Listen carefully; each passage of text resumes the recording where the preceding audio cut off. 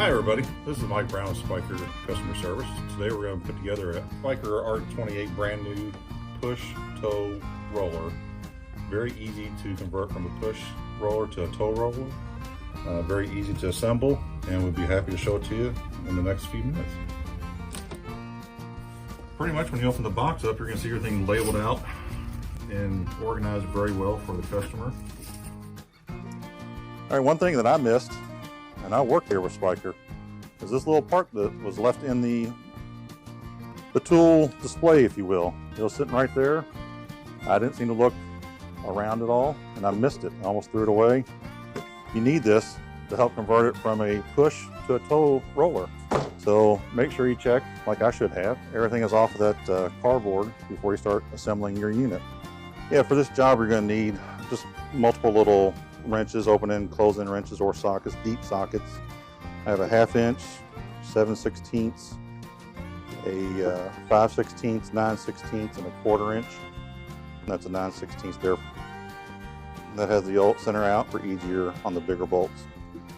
I'm going to go ahead and get the bolts all kind of laid out, make it easier for myself when I get to the next steps. You got a couple different size carriage bolts, so you got to watch out, make sure you put them in the right spot or you will be doing some work extra. And if need to, in the manuals, our parts manual matches up to the bolt itself. So that's a 5/16 by 3 inch bolt, carriage bolt right there for you. Very easy to find the bolts that you're needing for what step you're going to be on. Get all these washers together, because those will be probably the first things that people may lose, me included. I'm going to go ahead and start making this roller come to life for us. Start with step one. It takes the hitch plate here, which is what you got right there. And you take your clamp, and then the apparatus goes on the back here with a screw and a bolt. You put that through. This you may need to, nope, you got your little finger in there to kind of hold the bolt down. And then put your lock nut on the back side.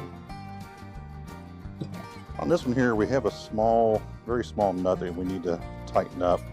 And it may be best to grab like a little needle nose plier or something just to hold this nut in place while you tighten it on the back side with the 5/16.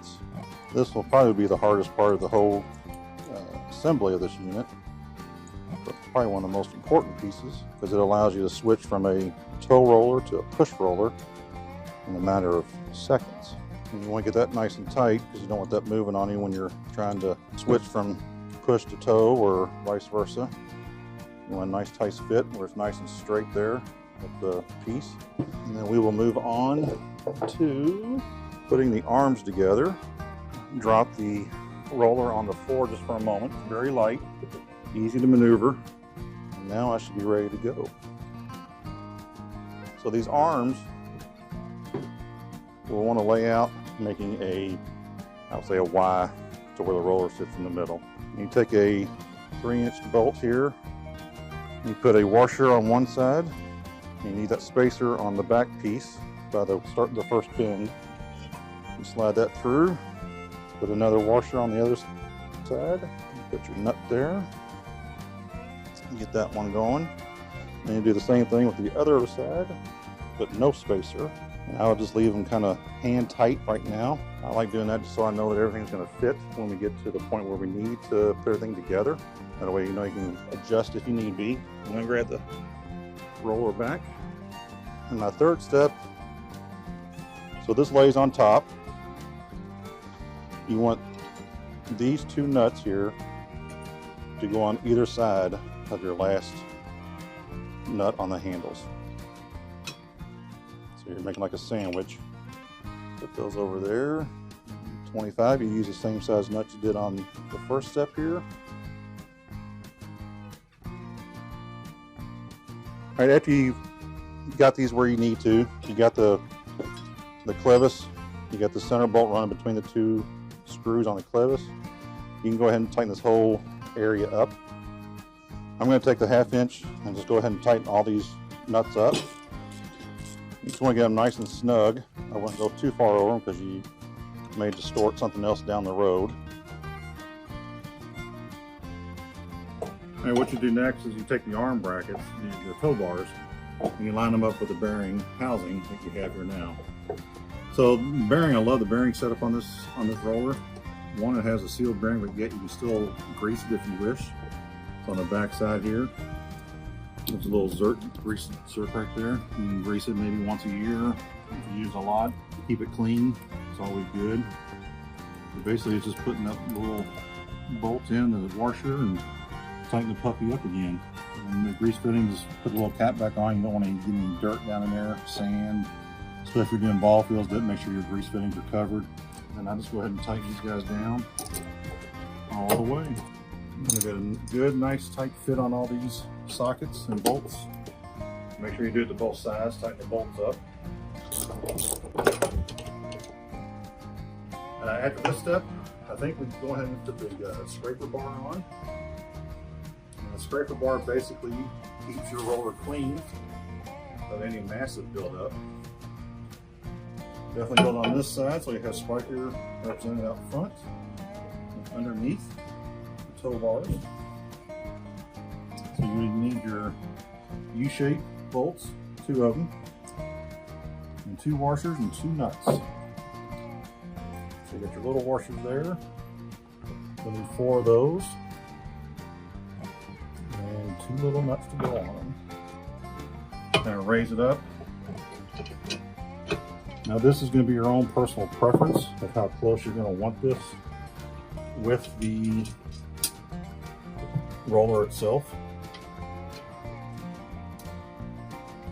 Depending on what type of soil you have, what you're trying to roll, how much you plan on picking up on the roller, if that makes sense, debris wise. I'm going to kind of let one hang there. It's a little easier for me. And when you're putting this together, I would definitely do one side first, meaning one bolt first, and then go over to the next bolt, just so you're not getting uneven pull on the U-shaped bolt here. All right, it's pretty snug now. I'm going to let it sit there. I may back it up actually a little bit to adjust my where I want it on the roller. Go back to my point there. You want to set up to where it's not really tight on there. Now go to the other side and tighten that side up. How close do you want it to your wheel roller? Do you want it right up there for some reason? Do you want it an inch or so off? That's really going to be up to you where you want it. I'm going to leave it about probably a 1/2 inch, 3/4 off. Because if I pull too much, say on the inside, this U-shaped bolt will want to turn. And you don't want that. You just want a nice even pull on the drawbar itself.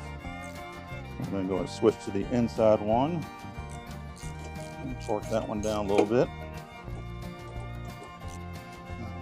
See how it kind of moves like that? You don't want that, obviously. You definitely want to make an easy, even pull. And on this one, I did go to both of the bolts just to make sure it's even pull on the U-bolt onto the drawbar. And there is your drawbar, scraper bar. Put the pin through. Okay, and then we need to put the cotter pin through. That'd be for your tow bar on your mower or your small lawn and garden tractor. And then I just go ahead and tighten these guys down all the way. Get a good, nice, tight fit on all these sockets and bolts. But I just go the same way all the way up. Tighten everything up nice and tight. Go on to the handle itself. And we will move over to figure 8 here. Right now we're getting down to the nitty gritty. We're getting down to the finish line where we do the handle. One thing you don't want to forget, like I almost did when I threw the part away, the D-ring to allow you to lock it in for a tow or push needs to go over the bar before you put it on to the clevis pin here. You take a 2.5 inch bolt, carriage bolt. I would just kind of lay the handle in the area that you need it. Slide it through one side, put a washer on it. Then get your handle down in there so it slides through the hole. There you go. What I did, I'll give you my little tidbit here. I had the bolt and the washer sitting there, and I kind of rolled the handle up so I could see the hole and rolled it onto the bolt itself. That was my personal little trick that I did just to get it on there. Get it to come out the other side so you can put the other washer on. Slide it through, then you grab your nut.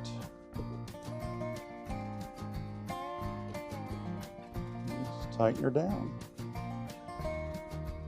I mean, now since we got the handle on, we got the bolt through with the 2 washers inside, pretty much one of our last steps. We just tighten this puppy up. I wouldn't go real tight on this because it may bend the pieces here, but definitely make it snug so that you know your lock washer has done its job. Plus the handle will move freely. We're almost to the end. I'm gonna go ahead and put this in. And I like that they have a little spring here that fits into the, just kind of squeeze the cap in, or squeeze the spring, if you will, into the cap. So you never lose it. And that is your tow roller, your R28 Spyker, complete. And if you want to make it a push, you pull the pin out, rotate this up, slide the little D-ring up, it attaches, and now you have a push roller for small jobs. If you want to get into a small area, small yard, what have you, make it a push. Then if you need to go out into the big backyard, move the D-clip up, put it back in a little clasp there, and put your pin back in and your cotter pin back into your mower, riding mower, whatever you're using, and you are good to go to use it as a tow behind. That is the storage mode. You can keep it like this. You can hang it up against a wall. The unit itself weighs about 40 pounds, which isn't too bad. I mean, most garage, you can find a good stud in your garage wall somewhere and hang it on a U-clip or something like that and be out of the way. If you hang the unit up or keep it upright or off the ground a little bit, it will definitely help it from not getting flat spots. If for some reason that were to happen, just take the unit out on a nice sunny day and let the flat spot hit the sun, kind of bake up a little bit basically. And you kind of roll it back out every once in a while, then it'll come back to shape. But yes, definitely if you can take it off the ground, it's going to benefit the unit, the roller, for the longevity of it, the durability, and the performance of it. The items you can fill a roller with are generally water. Some people do put sand in it if they want to go heavier. I think if you put sand in, it goes up to about 470 pounds, which is a lot of weight. If you just put water in, you're almost going about 280 on pounds. That's a lot of weight also. You can do both, but the easier mode personally is water. You can easily fill it within 5-10 minutes, empty it out in 5-10 minutes. So it's easier storage, easier setup, the whole 9 yards. If you're using sand, then you're pretty much going to leave the sand in there forever. And then you more likely won't be able to get it off the ground. If you have any questions for Spyker, please call Spyker Customer Service at 1-800-972-6130. Thank you and have a great day.